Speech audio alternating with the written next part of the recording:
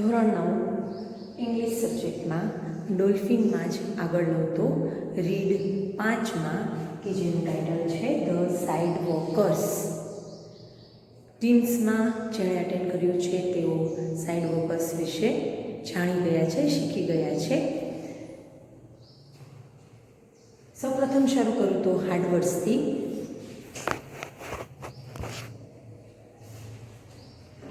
તમે જોઈ શકો છો અહીં હાર્ડવર્ડ્સ: બીચ, કિનારો, ક્રેબ, કરચલો, ઇમ્પેશન્ટ નો અર્થ થાય છે અધીરું, ઇન્ટોલરન્ટ અસહિષ્ણુ, ટુ રેઝિસ્ટ રોકાવું અથવા રોકવું અથવા તો કોઈ વિરોધ કરવો અથવા કોઈ વસ્તુનો અથવા બાબતનો સામે તમારે કંઈક પ્રતિકાર કરવો એ અર્થમાં રોકવું.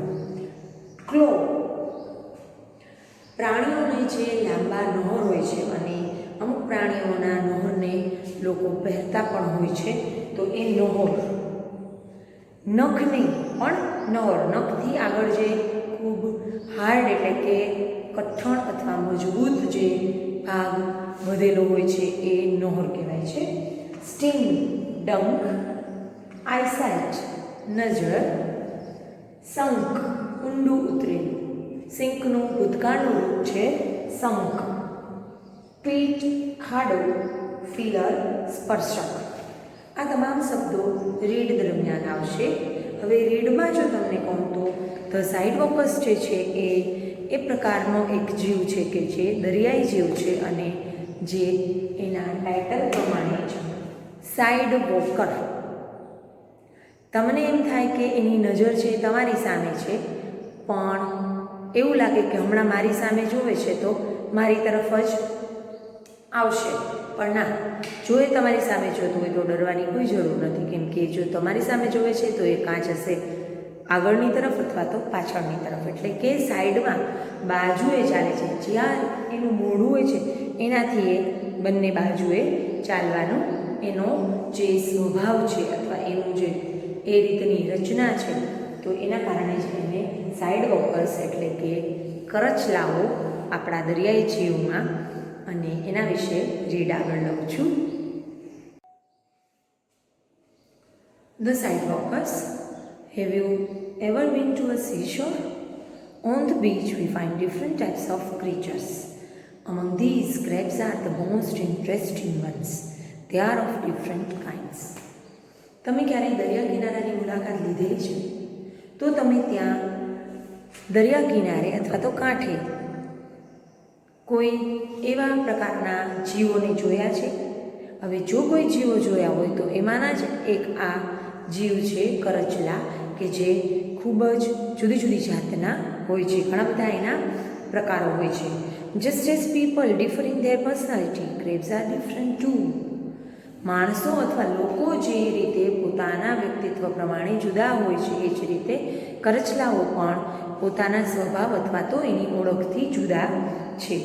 સમ are impatient, intolerant and short tempered, others are lazy. એમાંના થોડાક છે એ અધીરા, અસહિષ્ણુ અને ઝડપથી ગુસ્સે થઈ જનારા છે.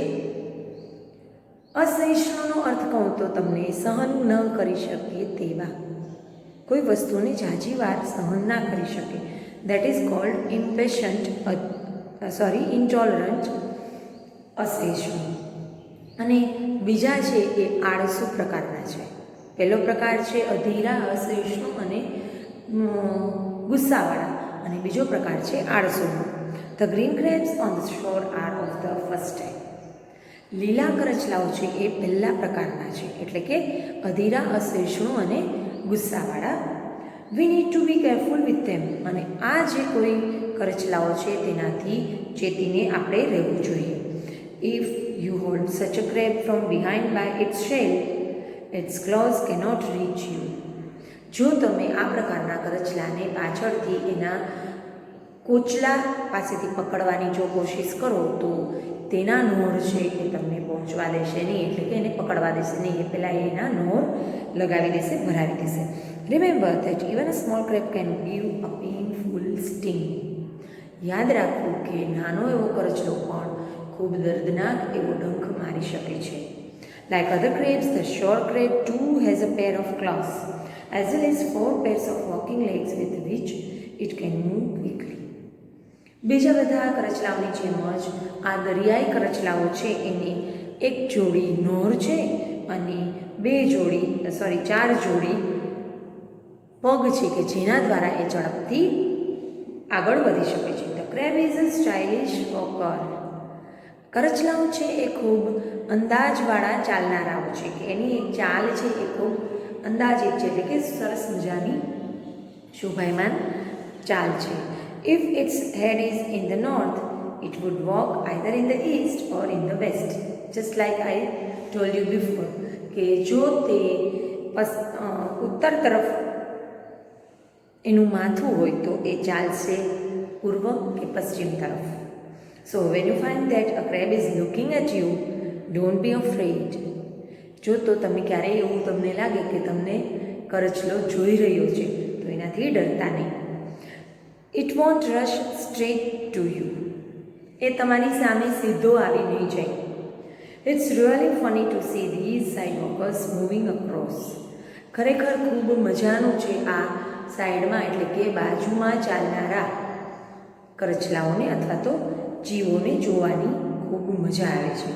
Long ago crabs used to swim. જૂના સમયમાં અથવા તો અગાઉના સમયમાં છે આ કરચલાઓ છે એ તરતા. But now most of them don't. પણ હવે તેમાંના ઘણા બધા તરતા નથી. They have shorter tails now because they have stopped using them for swimming. તેઓની પૂંછડી છે એ ટૂંકી થઈ ગઈ છે કારણ કે તેઓ તરવાનું છોડી દીધું છે. Crabs have good eyesights. આ લોકોની જે દ્રષ્ટિ છે, નજર છે એ ખૂબ સરસ છે, એટલે કે દૂર સુધી એ જોઈ શકે છે, just like cameras. Their eyes are in the front of the shell. કોચલાની આગળની સાઈડ એમને આ નજર અથવા તો આંખ દ્રષ્ટિ આપેલી હોય છે. They are some in 2 pits. અને 2 ખાડા હોય છે એમાં ઊંડી આ આંખો આવેલી હોય છે. There are 2 pairs of feelers on the sides. અને બાજુમાં એને 2 સ્પર્શકો આવેલા હોય છે કે જેના કારણે આપણે જ્યારે એને આમ પકડવા જઈએ તો એના સ્પર્શકને અડીએ છીએ અને જેથી એને ખ્યાલ આવી જાય છે કે હવે મને કોઈ શિકાર કરવા જઈ રહ્યું છે અને એ ચેતી જાય છે અને પોતાનો બચાવ કરે છે. The thick shell provides protection. અને એના ઉપર જે કોચલું આવેલું છે એ ખૂબ જ મજબૂત અને જાડું હોય છે કે જે તેને રક્ષણ આપે છે. Do you know that the crab changes its shell just like સર્પન્ટ.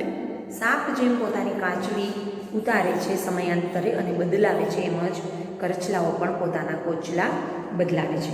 After some time the shell does not increase in size.